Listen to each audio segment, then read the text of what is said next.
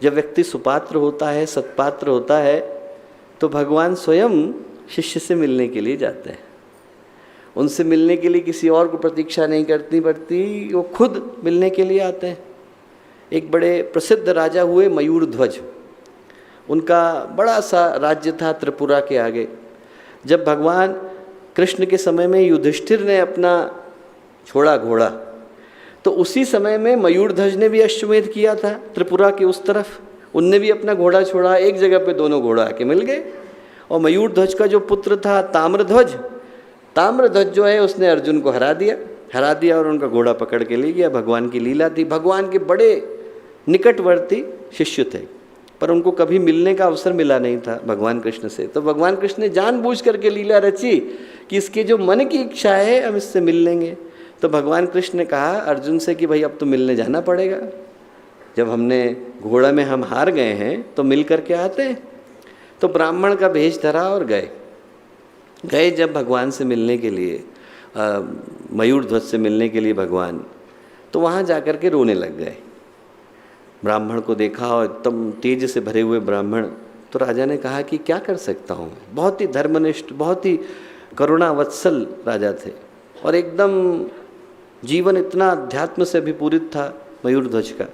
वही मयूरध्वज जिसको मयूर को लगा करके भगवान अपने माथे पर घूमते हैं। तो उन्होंने कहा मैं क्या कर सकता हूँ। बोले साहब मैं रास्ते में आ रहा था कि एक सिंह जो है वो मेरे बच्चे के पीछे पड़ गया।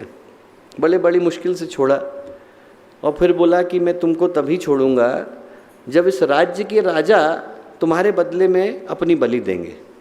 तो बोले हम तो आपसे प्रार्थना करने आए। तो राजा ने कहा बिल्कुल कोई दिक्कत नहीं, यदि मेरा जीवन जाने से आप लोगों का जीवन बचता है तो मुझे क्या दिक्कत है, ले लो आप ये शरीर। उन्होंने कहा पर शर्त बड़ी विचित्र है, कहने में संकोच हो रहा है। बोले नहीं बताओ। बोले शर्त ये है कि आपकी पत्नी और आपके पुत्र ये मिलकर के आपको काटें और तब जो आपका दाहिना हिस्सा है बीच में से काटें, दाहिना हिस्सा खिला करके आए हम सिंह को। उन्होंने कहा हाँ करो। पत्नी ने कहा कि साहब पत्नी वामा होती है, आधा हिस्सा होती है, अर्धांगिनी होती है, आप मेरे को ले लो। बोले नहीं पर आप तो बायां हिस्सा हो, हमें तो दाहिना हिस्सा चाहिए। पुत्र ने भी यही कहा कि आप मेरे को ले लो। बोले नहीं साहब नहीं ले सकते, इन्हीं का लेना है। उन्होंने कहा आप काटना शुरू करो। अब जब राजा को काटना शुरू किया तो राजा के बाएं आंख से आंसू गिरे। तो उन्होंने कहा अरे भगवान तो परीक्षा ले रहे थे। भगवान कृष्ण बोले कि अरे दुखी व्यक्ति की बलि नहीं ली जा सकती। बोले हम लोग जा रहे हैं। बोले रहने दीजिए। बोले दुखी नहीं है भगवान। बोले हम तो ये जो आंसू हैं वो खुशी के आंसू हैं। बायां हिस्सा ये सोच करके रो रहा है कि दाहिने हिस्से का सौभाग्य कितना है कि वो भगवान के लिए अर्पित होने जा रहा है। बोले ये सोच करके आंसू इधर से गिर रहे हैं। बोले बायां हिस्सा कह रहा है कि यदि मुझे भी वो सौभाग्य मिल गया होता तो कितना नसीब वाला होता। भगवान कृष्ण अपने असली रूप में आए। बोले मयूर आज से तुम मेरे सिर के ऊपर निवास करोगे। बोले तुम्हारे बलि ले पाने की सामर्थ्य मेरी नहीं। भगवान परीक्षा लेते हैं, पर ऐसे सुपात्र से मिलने के लिए स्वयं आते हैं।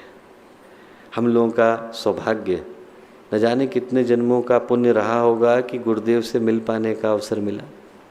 जब हम जीवन के सौभाग्य के सूर्योदय को पढ़ते हैं तो इस दृष्टि से पढ़ें कि वो सूर्योदय हमारे साथ भी तो घटा, हमारे जीवन में भी तो वो घटना घटी कि हमारे जीवन में गुरुदेव के रूप में सूर्योदय हो पाया।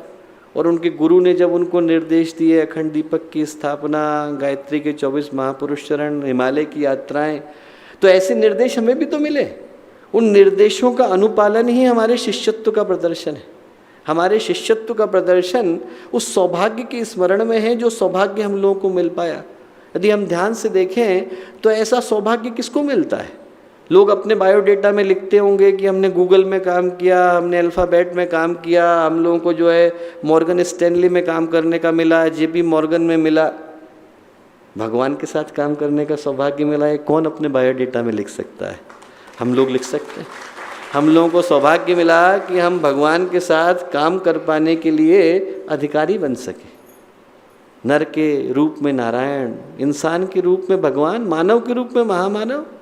ऐसे व्यक्तित्वों के विषय में लोग इतिहास में, पुराणों में, आख्यानों में पढ़ते हैं, पर उनको अपनी आँख से देख पाने का सौभाग्य, उनको अपने कानों से सुन पाने का सौभाग्य, उनको स्पर्श कर पाने का सौभाग्य, उस जगह से गुजर पाने का सौभाग्य जहाँ से वो कभी गुजरे होंगे, उस कक्ष में जा पाने का सौभाग्य जहाँ पर वो कभी गए होंगे, उनके विचारों से उद्वेलित हो पाने का सौभाग्य, उनकी योजना का अधिकारी प्रतिनिधि बन पाने का सौभाग्य कितनों को मिलता है?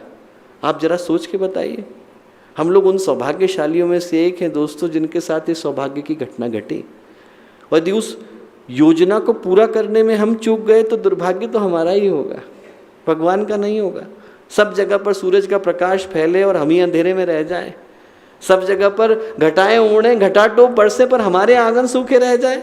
भगवान आए, हमारा दरवाज़ा खटखटाएं और हम चटकनी लगा के बैठ जाएं तो दुर्भाग्य किसका है? हमारा ही तो है। ये सौभाग्य है कि गुरुदेव के साथ जुड़ पाने का, उनकी योजना को आगे बढ़ा पाने का अवसर हम लोगों को मिला।